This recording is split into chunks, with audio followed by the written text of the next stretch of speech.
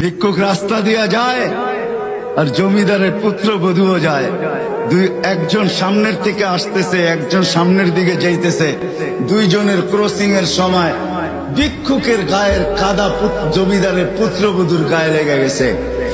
সে দুনিয়া আন্ধার করে ফেলছে, স্বামীকে ডাইকা নিয়ে আসছে, বলছে ভিক্ষুক আমার কাপড় নষ্ট করে দিছে। সে শুধু ভিক্ষুক ছিল না, বৃদ্ধ ছিল। বৃদ্ধ ছিল না শুধু, জীর্ণ ছিল, শীর্ণ ছিল।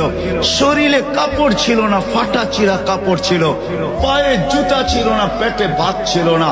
জমিদারের পুত্র সইতে পারে নাই, যৌবনী শক্তি সয় কি কইরা তার স্ত্রীর গায়ে ভিক্ষুকের কাদা। বস সমগ্র শক্তিকে হাতে একত্র করে বৃদ্ধের গালে বসায়।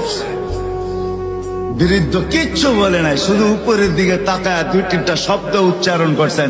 শব্দগুলা হলো ইয়া মাল্লাহ তারা হলো ওয়ুন, ও আল্লাহ চোখে দেখা যায় না।